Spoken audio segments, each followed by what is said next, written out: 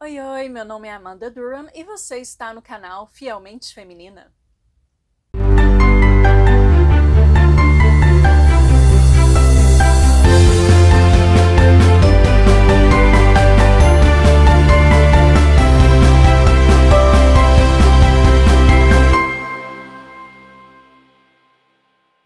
Olha, meninas, eu posso dizer que a parte boa de ficar um tempo sem gravar vídeos são as mensagens de carinho que eu recebo de vocês, perguntando se está tudo bem, dizendo que sentem falta dos vídeos.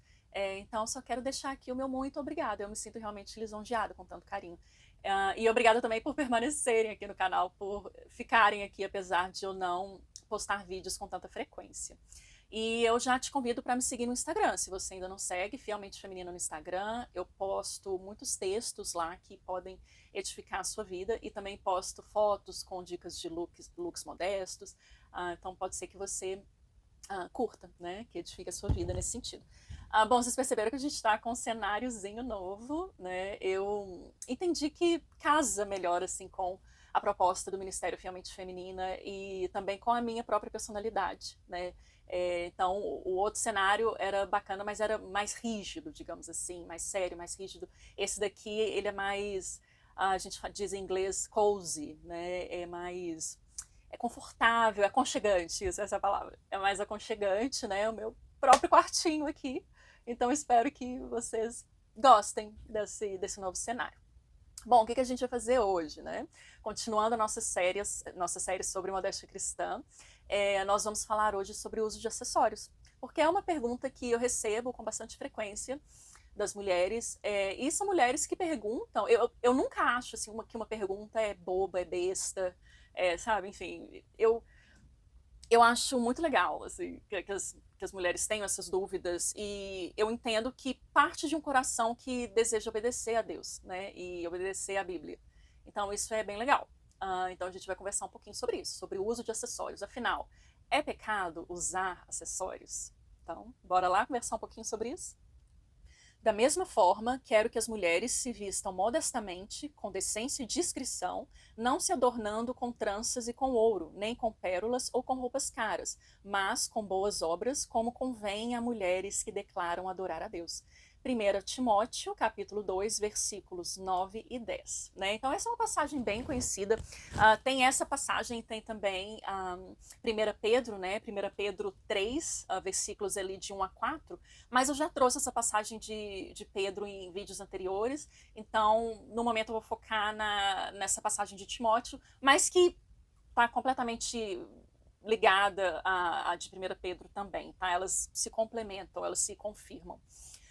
Bom, antes de mais nada, peço também para que você curta esse vídeo, deixe um comentário, deixe aí um alôzinho, um oi, fala para mim de onde você está assistindo esse vídeo. Porque assim você me ajuda bastante, ajuda o YouTube a entender que você gosta do canal e dá mais relevância ao canal Fielmente Feminina. Assim a gente pode espalhar esse ensino para muitas mulheres, tá bom? Então, agradeço aí desde já. Bom, então, meninas, eu acho bem interessante a gente se atentar ao que motiva, né, os apóstolos Paulo e o apóstolo Pedro, né, porque o apóstolo Paulo foi ele quem escreveu essa carta, né, de 1 Timóteo. E o apóstolo Pedro também, que também traz essa questão da modéstia, né, do uso de adornos. Então, é legal a gente tentar entender o contexto e a motivação, né, o que levou esses apóstolos a entender que as tranças e as joias, né, e os tecidos caros, que isso poderia ser um inimigo da modéstia naquele tempo, né? E como que a gente aplica para os nossos dias? O apóstolo Paulo, através dessa carta, né, mostra pra gente que ele está comissionando o seu filho na fé, Timóteo, né, e o orientando nesse sentido em como ele deveria pastorear a igreja de Éfeso. E por que essa questão da modéstia, né, é tão importante? Por que ele traz essa questão das joias, das roupas caras, das tranças com ouros, né, e nos mostra como um real inimigo da modéstia naquele contexto?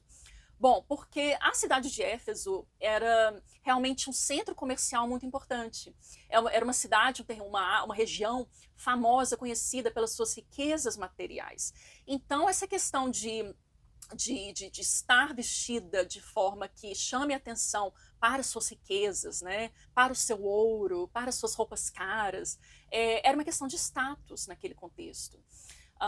E que, inclusive, também a cidade de Éfeso era conhecida pela idolatria, né? Então, era uma cidade, uma região altamente idólatra,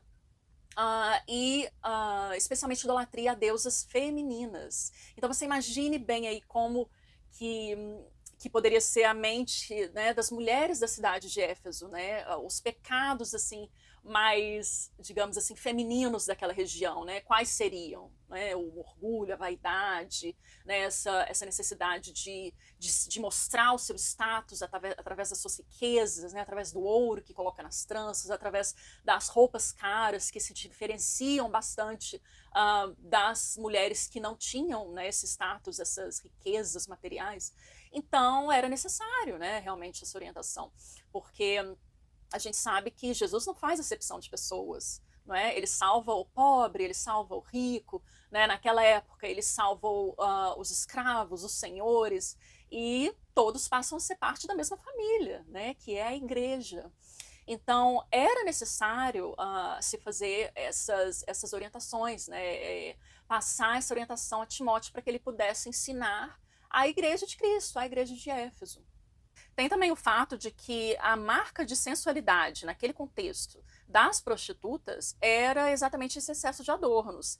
Então, Paulo queria diferenciar, né, as mulheres cristãs das prostitutas. E é muito legal que as prostitutas que eram chamadas a Cristo, né, que Cristo alcançava, também eram chamadas a se despir dessa velha natureza. Né? Então, as prostitutas elas eram bem-vindas à mesa de Cristo, mas elas não poderiam permanecer da forma como elas estavam, né? E isso vale para o nosso contexto aqui, atual, né, meninas? Porque, eu diria que a nossa marca de sensualidade maior, né, atualmente, não são os adornos, exatamente, né? Mas são as roupas, são as vestes, extremamente sensuais, né? A mulherada tá quase andando pelada por aí, vamos falar a verdade, né? E se a gente pensar nas prostitutas atuais, né, qual que é a marca de sensualidade? Não são os adornos, né, são exatamente as roupas nuas, né, as roupas sensuais. E qual que é a diferença da mulher moderna que não é prostituta para a prostituta moderna, nesse sentido, né, na aparência? Não há diferença, né? Sejamos sinceros, não, infelizmente não há diferença. E é pior ainda quando a gente pensa na mulher cristã, que mais e mais a gente percebe que realmente não há diferença. A mulher cristã, ela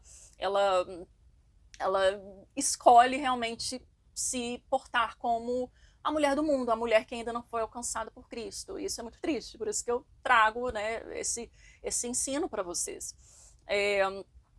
Bom, então a gente está falando aqui dessa marca de sensualidade, né? Claro que a ostentação, né, é também algo que a gente cai demais nos nossos dias, né?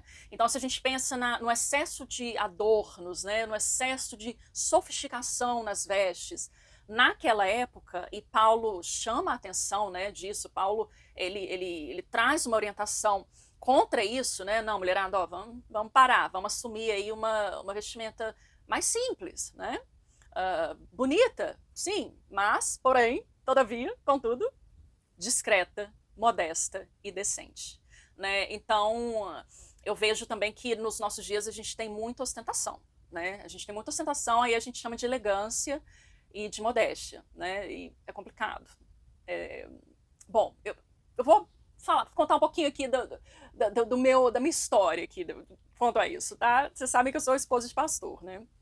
E eu tenho aprendido muito essa questão de que a ostentação nas vestes, e às vezes nem a roupa cara, não, é a forma como você coloca tudo junto, as combinações ali das suas vestes, enfim, isso pode passar uma ideia de ostentação, né? E quando você comunica ostentação, mesmo que você não seja rica, né? Quando você comunica ostentação, você afasta em vez de aproximar, tá? Então, eu percebi isso como esposa de pastor. Então, especialmente durante os cultos, né, na igreja, a gente precisa ter uma atenção redobrada quanto a isso, sabe? Porque tem esse pêndulo carnal, né, da nossa alma, que a gente vai do desleixo, né? Por exemplo, aquelas calças esburacadas que tá na moda, parece um asfalto judiado. Gente, eu acho horroroso, vai me desculpar, mas além de sensual, é desleixado e é feio. Aí é a minha opinião pessoal, né? Mas então tá, a gente vai do desleixo de uma calça toda esburacada às pompas e circunstâncias de um desfile de moda, né? E vai pro culto. Eu acho complicado, né? Como esposa de pastor, certamente. Mas eu, como esposa de pastor, eu sou apenas mais uma irmã em Cristo, né?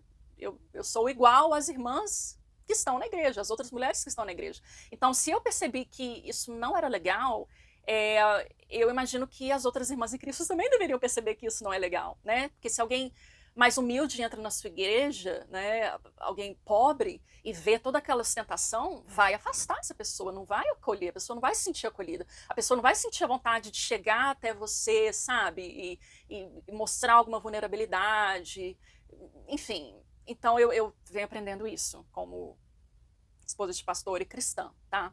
A ostentação nas vestes, ela não é legal também, ela contradiz o princípio da modéstia. E muita gente não está pronta para essa conversa. Muitas mulheres não estão prontas para essa conversa, né? Porque, por exemplo, já faz um tempinho, eu acho, mas eu vi algumas páginas cristãs que ensinam feminilidade, não necessariamente feminilidade bíblica, enfim, mas são páginas cristãs, ensinam feminilidade. Daí essas páginas colocaram o vídeo de uma mulher, é um vídeo que está viralizando bastante. É uma mulher muito bonita, que ela caminha pelas ruas e tem alguém filmando ela, mas o foco é realmente perceber as pessoas olhando para ela, tipo, uau, os homens, uau, todo mundo, uau, a mulherada olha também, às vezes com cara de inveja, às vezes com cara de admiração, enfim. Mas é para mostrar que aquela mulher, naquele momento, ela é o foco, ela é o centro das atenções. E ela se veste, em muitos vídeos que eu percebi dessa mulher, ela está vestida ou de maneira sensual, tá? Mas assim, não aquele sensual vulgarizado, digamos assim, mas ainda assim sensual, né? Um vestido que marca todas as curvas do corpo, por exemplo, um decote, não é? Então tá ou de maneira sensual ou de forma que ostenta bastante, uma roupa assim, too much, né? Que realmente ostenta, sabe? Que afasta, que não acolhe, que não abraça.